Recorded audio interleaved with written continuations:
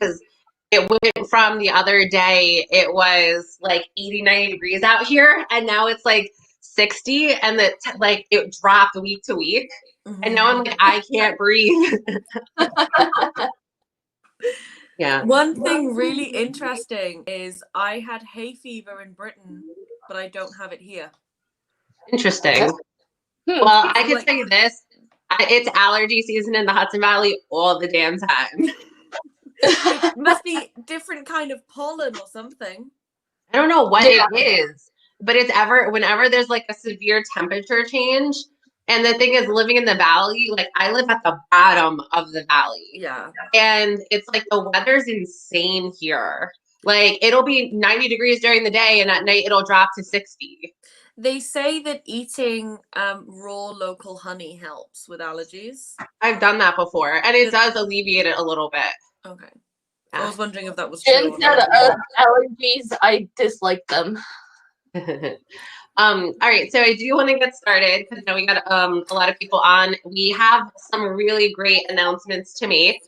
I want to start off by letting everyone know we just got out of, all of us were in a meeting with congressional staffers regarding the I Am Vanessa Guillen bill. So we have some good news that we want to share with you. We did bring forward a lot of the changes that we discussed yesterday and the day before. Some of them have a chance to go through, some of them don't. So there's some pros and cons to that. We'll discuss that in a little bit, but I want to start by where we are now. One of the main points of where we are is we are official endorsers on the I Am Vanessa Guillen Act of 2020. What that means is that their Congress in the House of Representatives is likely to pass this bill and for it to hit the floor. In the Senate, it is very likely to get rejected. So what we need to do now is mobilize you guys. We need our volunteers, and we're going to start organizing so we can work to get the bill passed into law. So one of the things is if you're interested in volunteering to help us get the I Am Vanessa Guillen Act passed, please reach out to us so we can put you on a volunteer list, and we can start training on what needs to be done, because this vote is most likely going to happen sometime next week in the House of Representatives. Then it will move on to the Senate, and we're going to need enough support in the Senate for it to hit the floor and to get passed. So now we're working on mobilizing efforts to execute that. And, you know, we need people to volunteer so we can make this a really strong effort. Another thing is the first 100 people who sign up to volunteer will get an exclusive sticker that you can see at the bottom of our page. We have a specific artwork. That way? That way. Yeah, right there. Right near Ellie. You will get a holographic sticker as a thank you for joining our efforts. For anyone who's volunteering through MSTM, that will be a gift from us to you for volunteering for the first 100 people who sign up for this mobilization effort. Also, we will make merchandise available to people who volunteer and mobilize as well with this particular artwork. So this artwork is strictly for our volunteers that help us with this effort. So that is the good news that we wanted to share with you. There is more news coming down the line, but I do want to give Ellie and Corey a chance to talk about today's congressional meeting.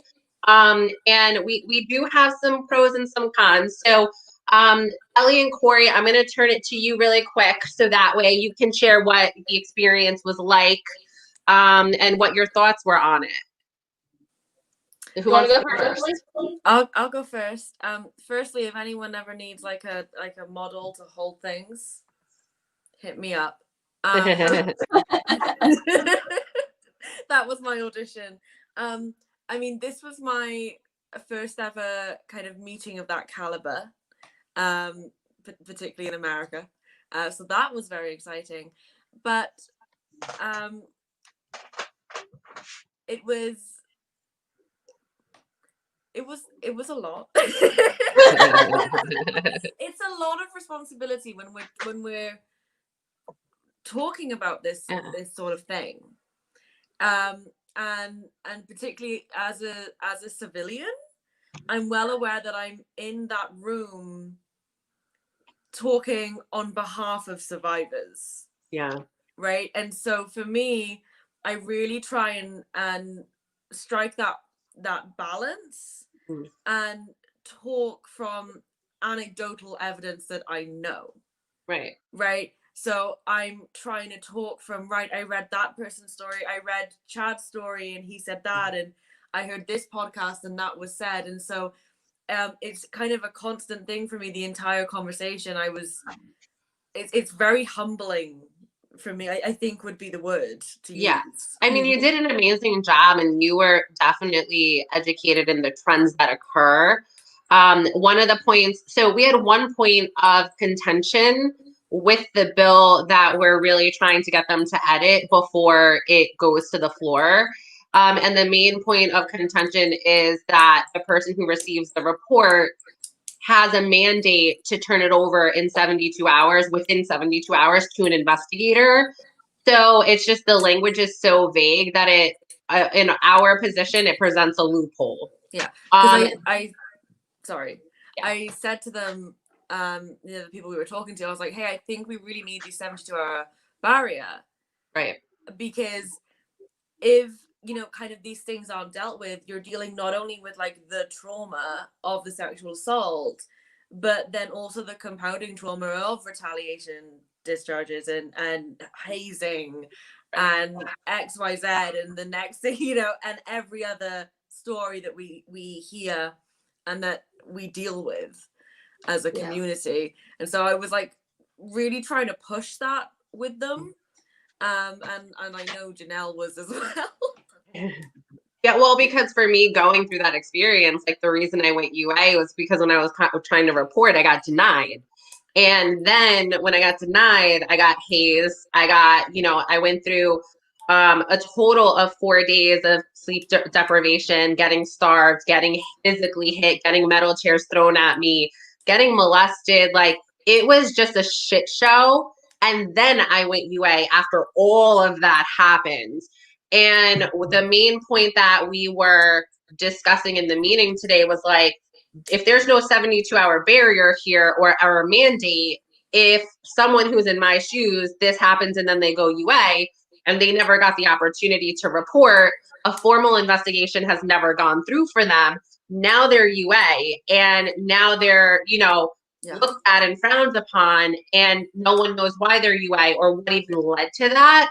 And now that allows the chain of command ample time to cover up everything that they're doing. And then if they go to a court martial over it or some kind of disciplinary action, it's going to be lie after lie, because the way the language is written is like, send the report whenever it's practical. And it's like, well, it wasn't brought to my attention. And by the time you find the survivor, the service member, you get them to come back, let's say it's a month later, then the issue is now not only is it practical, but someone will be like, well, it wasn't brought to my attention until this date. This service member already left, and before you know it, evidence is being destroyed. Yeah, and then that's the big thing, is evidence when it comes to sexual trauma and rape, not only in the civilian world, but like also in the military world, that goes quick, because that's bodily stuff. Right. Like, that's often DNA. Right. So what we're talking about is, for us, we did disclose to them that this was our major point of contention, that this, like, out of everything in that bill, we want to see a hard, fixed definition of, by 70, you can send it when it's practical up until 72 hours, but as soon as possible. And anything beyond that results in a disciplinary action, right? Because why couldn't you get this in, and why was it not a priority? And because it leads to the fact that it leads the loophole for corruption. So that gap needs to be closed. It has to get escalated for them to fix it. Like, they can't do anything at their level. Yeah. So obviously a conversation has to be had with the committee for them to decide on making an edit for that. Also, we worked really hard to advocate for adding gender identity as one of the protected classes. Do one of you want to share the news on that? They were on board to a point, but they're not going to be able to put anything in the actual bill for that. And that's the unfortunate case. They're saying that they want to maybe further down the line and another bill try to change that, but they're not focused on gender identity whatsoever. Which is really hard to hear because we Right. have, Royal Parker is the obvious example, but we have transgender folk in our community. I mean, we have a lot of others too that just haven't come out publicly. Yeah. And right, who've been retaliated against with gender dysmorphia when they come forward. So it was really sad to hear that. The reality behind it is the reason they don't want to do it is because, the White House and Donald Trump, and because the Republicans in the Senate. One thing that they said that it sounds like they are supporters of Trump because they said hopefully this will all change January 21st. Right. But here's the thing, right now they're trying to get the Am Vanessa Guillen Act of 2020 passed before the end of the year. So the issue is they don't feel that they can add in gender identity as a protected class until Trump is out of office and hopefully the Senate turns over to be Democrat. Then they would be able to add gender identity as a protected class. So go vote. Yeah, vote, and that vote. Listen, vote for us and vote for the community, vote for equality, and understand that our community is made up of very diverse people and that, our transgender veterans serve, they go to boot camp, they go to training, they deal with MST, they go through what we go through, and they're the most likely to die before the age of 30. So, by violence, not even by suicide, by violence. It's like the life expectancy is like 34. Yeah. Well, and I think for trans women, it's 30. Is like the life expectancy. So, it's not fair that someone serves their country, goes through all this, gets retaliated against based on their gender identity. And right now, that's not a protected class. So that's something we are going to keep pushing for even after this bill gets passed. We're not going to settle for like what it is. We're going to keep pushing to ensure that gender identity is a protected class. However, we don't foresee it happening in this bill. However, the bill itself has a lot of other really good pieces to it. There's a lot of pieces of MIRA in it. Also, the remainder of MIRA is getting forwarded to the GAO office, which is overseeing the program. The SHARP, they're doing the SHARP research program over the next year, and they're looking for different remedies. So the remainder of our MIRA lobbying kits is getting sent to their office to help implement universal standards. Also, and they want us to work with them and get survivor stories with them. So they want to use us in doing that. Yeah, so the other thing that's really important is that we're going to be working on a training program with Congress, and the training program that we're doing is going to be, hold on, there's so many stuff coming. Let me answer this and then we'll go back. I urge you to start from the beginning once it's posted. This was not a message, ma'am. I can't read what it says. So. Oh, hold on. It says, so sad politics is a MST live forum tuned in to hear Trump haters. No, sorry. That's not. Yeah. Yeah, Diana, I think you got to go all the way back to the beginning so you can understand the whole dynamic that happened there. Yeah. But anyway, so let's move on back to what we were saying. We're going to be working with Congress now, where we're going to. So as SHARP is getting revamped, one of the things that is going to happen is the House Armed Forces Committee is getting research and data from each individual program that each individual branch has for sexual assault training and response. They're getting that data towards the end of the year. What they're looking to do is modify and create universal standards throughout all branches, as well as also doing a research study that's going to take about a year from the GAO office as an independent study. And how we're getting included in that is that we are going to be developing the movement. Is going to be doing, think of Tinder, but for education, right? Like, we're going to be matching survivors with junior officers who are entering the military. And we're going to be doing like one-on-one pairs where we're matching a survivor with an officer to educate them on their story directly.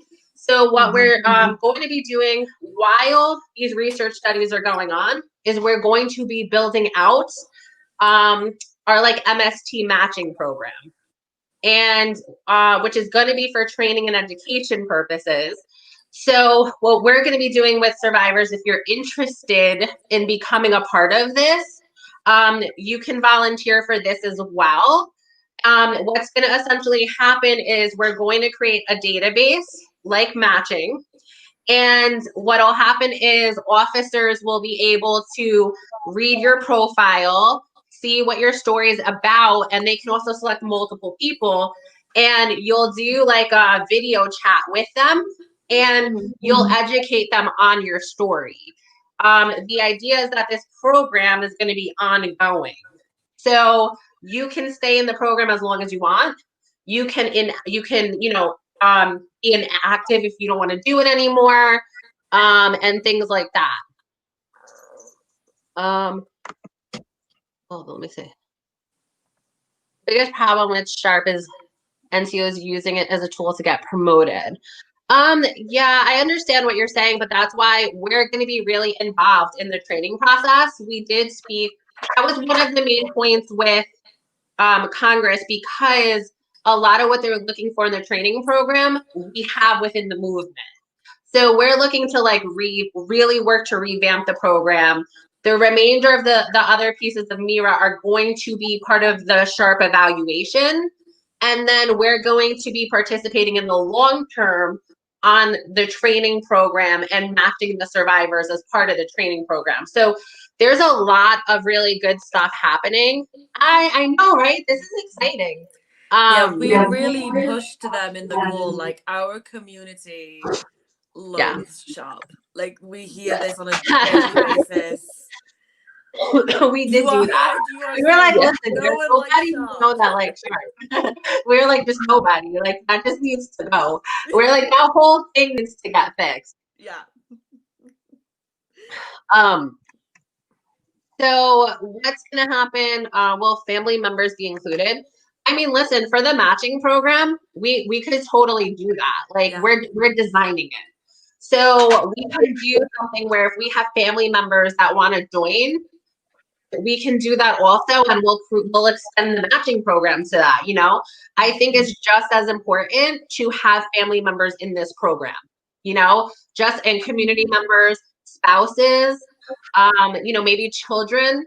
So that way, these officers who are coming in are getting real life education, and they're building a connection with service members and veterans who have gone through this and the community. You know what I mean? So I think I'm really excited about what the next phase of the movement's going to look like after the Am Vanessa Guillen bill gets passed. You know, like where we're headed it's a beautiful place. I'm excited about it.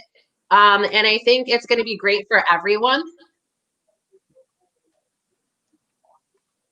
I mean, a lot of the, how do I put this?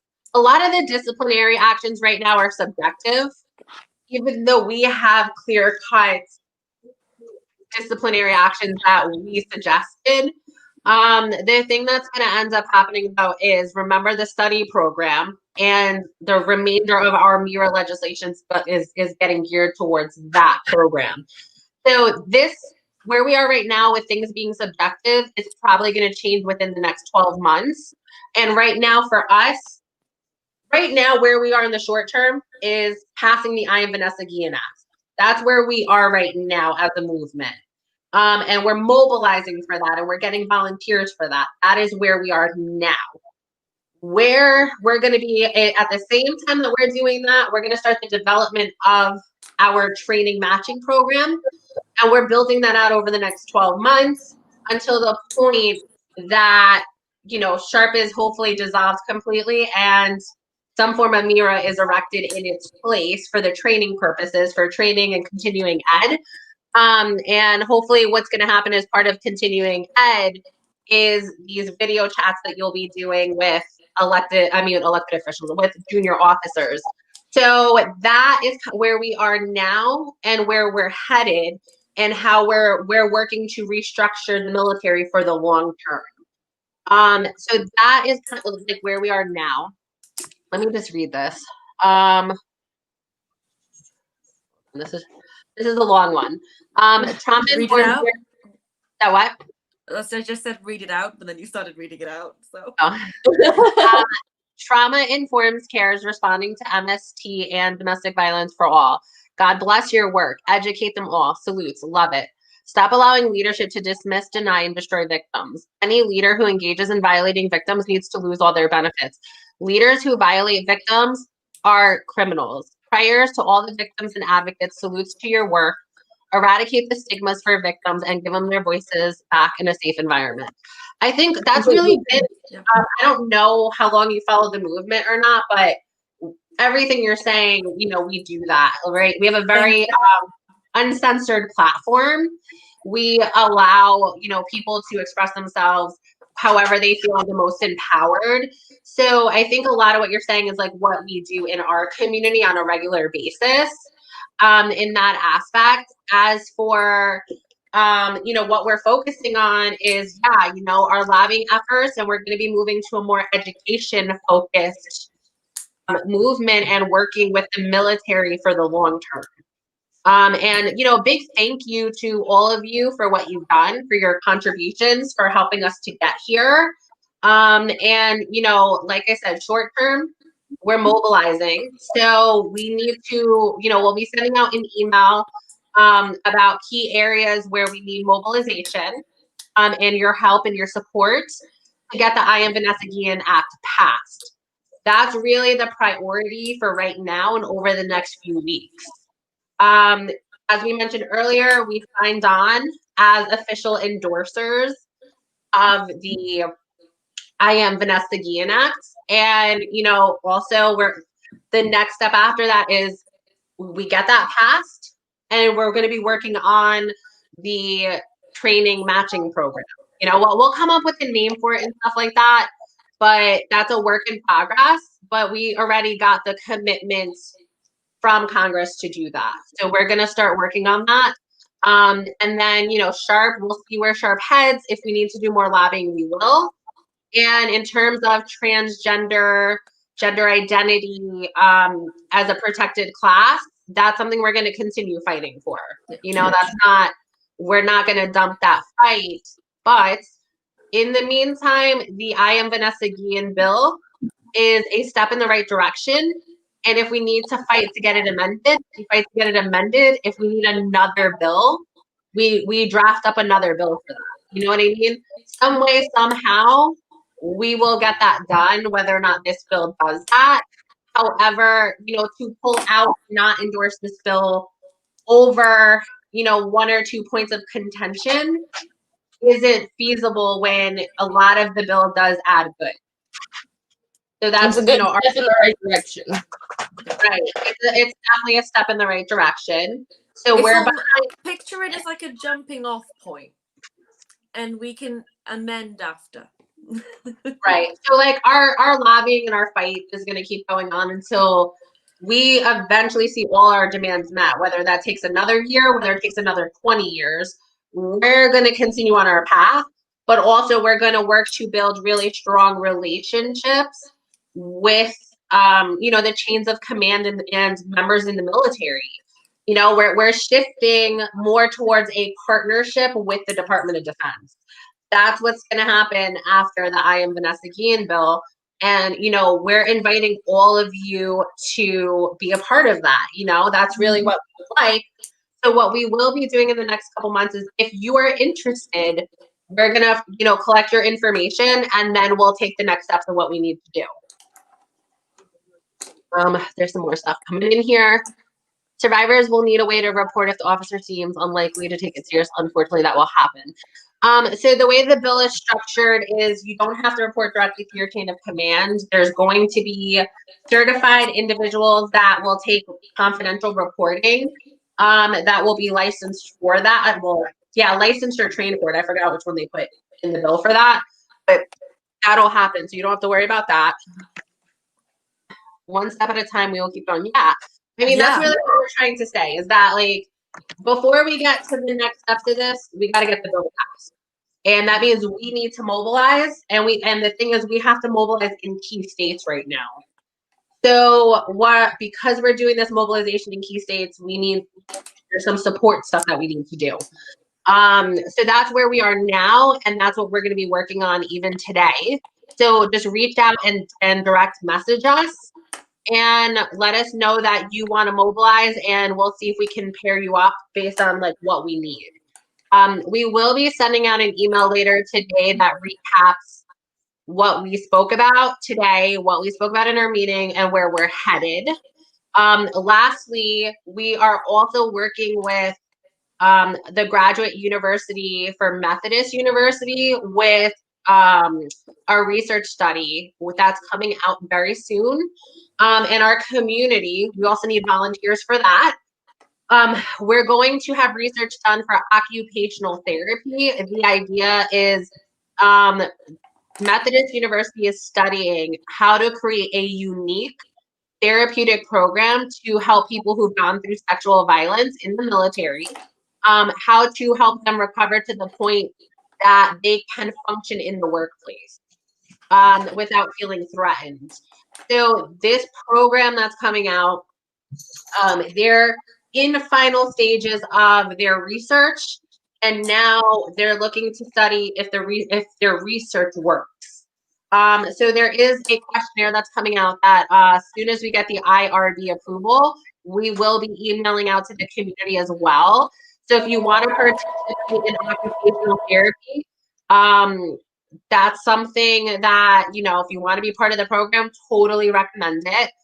And there was one more thing that I wanted to say, and now I'm drawing a blank. Carrie had a question really fast, though. Who? Carrie Sutton. Oh. I'll for those reach out to you, Carrie. Oh. I'll today. Yeah, totally cool. So if you have not gotten something back, you can always email support@mstmovement.org. And then that'll help you get in touch with one of us, and if you didn't hear back after submitting forms, and then we can schedule a one-on-one. So generally you'll submit your forms and then you'll do a one-on-one. So if you haven't had your one-on-one yet and you need to do that, definitely email support@mstmovement.org.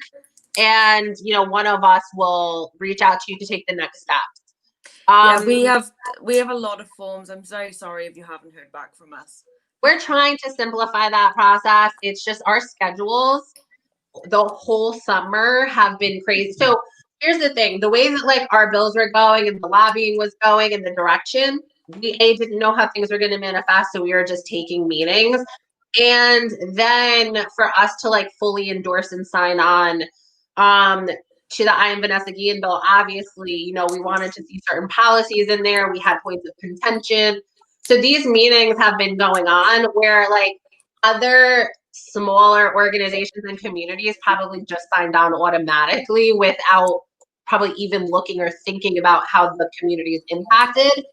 So this process to like win us over, to really take the buy-in, to be like, this is the direction we're taking the movement in, we are thinking about so much more because our community is over 20,000 MST survivors at this point.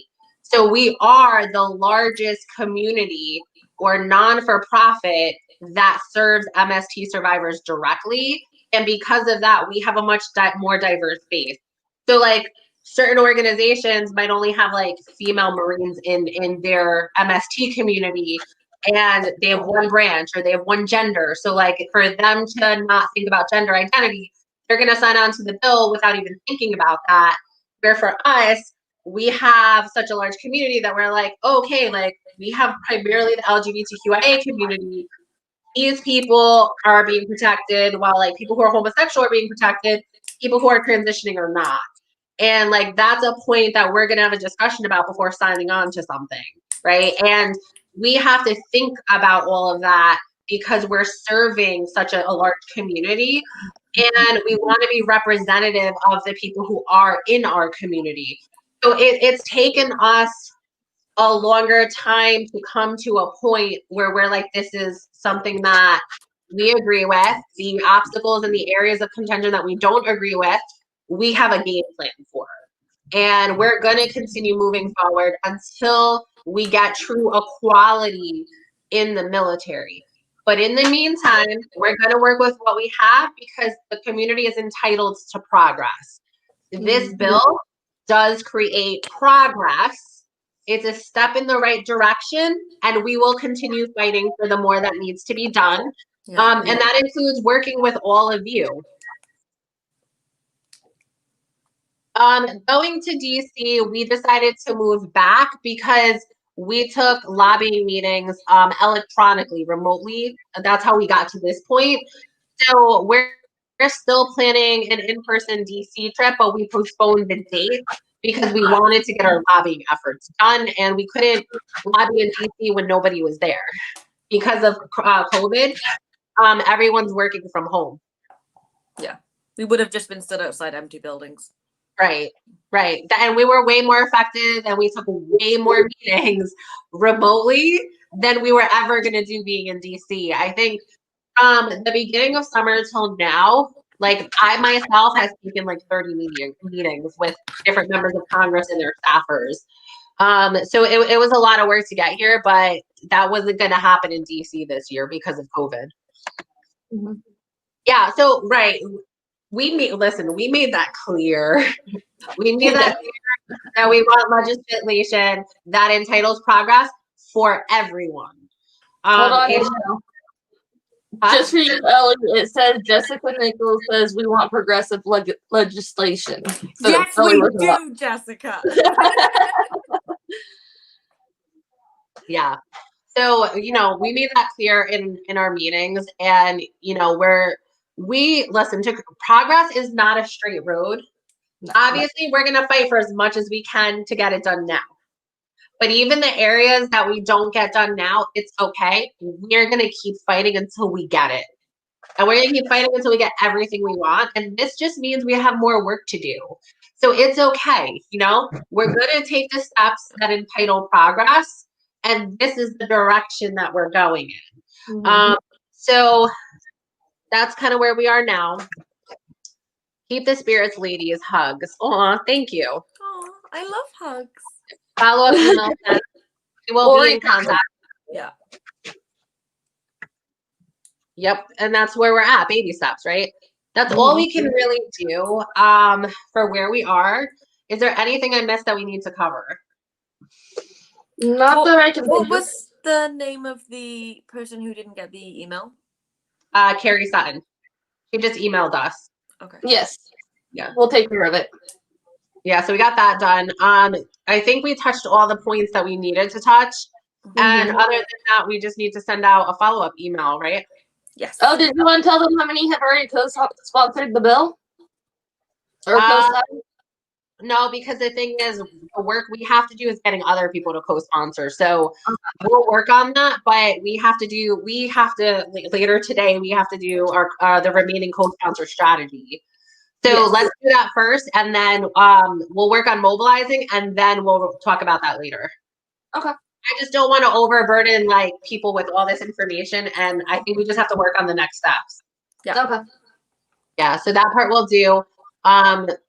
But yeah, we're endorsing I Am Vanessa Guillen. We're moving it forward.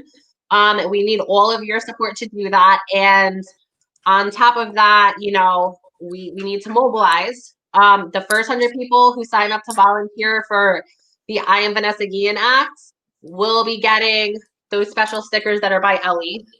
Modeling. Yes. There you go. Got it. And Yep. we will have merchandise available for people who volunteer. If you want a hoodie, a t-shirt, or anything that you did to contribute to the effort, we will have those available for purchase for people who volunteer for this effort. Other than that, I think we've covered everything that we've needed to. Annalyn said, let me know if you guys need help with anything. I'm down. Yeah, we'll definitely put you on our list. That's the last thing I wanted to cover. Okay, so we have so much going on, so much. All right, number one, I Am Vanessa Guillen, mobilizing. First 100 volunteers will get a sticker. Second, mobilization is we're also starting our suicide coordination prevention committee, and we're going to be working with the VA on that. So we also need volunteers who want to focus on suicide prevention. Yeah. That want to be part of that committee. It's going to be what's called frontline first response training, veterans to veterans. So the thing is, the movement, we get emails, DMs every single day of people that are in crisis. And sometimes we get clusters that can happen or that start to emerge when certain things happen. So we need to have a very strong response system for that. With that, we're working with the VA to get specific training for that, and so we can get involved in expanding that program. So we need people who want to be first responders, and who want to sit on the suicide prevention committee that we're developing. I wanted to say that before I forget, because that's what I kept forgetting this whole time. So if that's something you want to do, let us know. You guys can all the movement. We're always online. Yes, DM the movement, because what we'll do is we have to, depending what you want to volunteer for and what you want to do, we have to put you in different categories so we know where to organize you guys and what emails to send to you, what conference calls that you need to be on with us, and what you guys need to do, because so once the I Am Vanessa Guillen Act gets passed, we have all these other programs that are opening up. So if you want to be on our training side, if you want to be working directly with the Department of Defense, if you want to work directly with the military, that option's available. If you want to work directly with veterans on suicide prevention, that's available. If you want to be part of some of research studies that are happening to help with occupational therapy and come up with new innovative therapies, with graduate universities, we have that available. That is where we are right now in the movement, aside from doing our day-to-day thing of just sharing stories, sharing what's going on. So because we have a lot of major programs going on, right? Like we're working with the VA, we're working with Congress, and we're working with universities. So because of where we are, we need to best place you where your interest lies, right? We want all of these programs to be successful. So we want to know where you feel you best fit. So just direct message us what you're interested in, and we'll start organizing everyone out to create these programs. Because we have more than enough people to create these programs. We just need to figure out where your interest lies. Like some of you will not want to do frontline work with other veterans because it would trigger you too much. You know what I mean? Some of you may not want to tell your story, even though our community is very open about telling stories. You may not want to do that. So you may not want to do that either, but you may want to be part of occupational therapy and the research study. So we need to have a dialogue with each of you to figure out what program to place you in. So that way you feel that this is beneficial to you. Because the thing is, while we need your support to get these programs up and running, we also want you to feel, the benefit of doing these programs, right? So we want to discover what you're interested in so we can put you with the right program that we're going to have moving forward. And that interest will change as well. So don't feel like you've made a decision and you're stuck with Yeah, Yeah. you can always come out. Just if anything ever becomes too much to you guys, just talk to us and we'll pull you out and put you in a better place. And we can put you in another program too. Yeah. That's better fit. Like Or literally last if you- night, I was talking to Janelle about changing what I'm doing. Right. It's very easy. We promise. I know Allie was like, so this is a difficult conversation for me. And I was like, what? That this was the most difficult, easy conversation you ever had? It's Yeah, when it comes to like what's best fit, like you might start a program and then realize that program is not right for you. So then you let us know. If you think you're interested in another program, we'll move you to another program. If you need time or a break or you don't want to do it, you let us know, right? Like there's going to be no consequence one way or the other. We need to know what's going on and that there's communication. And also if like a program's too triggering or certain things are happening, we need that feedback. Yeah. So that's like extremely helpful in us being able to create progress for the community. What I will say is by all of you getting involved in all these different programs that we're doing, you're helping entitle progress. So by us taking all of these actions, we're influencing the military directly. We're influencing training directly. We're influencing the educational sector, the therapeutic sector, the occupation, career sector. By working on suicide prevention, we're saving other veterans' lives. So like these are all big things that are at stake for members of our community. So by placing you within the right program, you're helping entitle progress in every direction. And that's ultimately what we're here to do, right? That's one of our core values is entitling progress. I think we covered everything that we needed to cover for today. If you guys have any questions or concerns, you just let us know. And, we're going to just wrap up. Yeah. All right. So you guys take care. Thanks for listening. And we will be back on Friday. See you Thank then. you. Bye. Bye.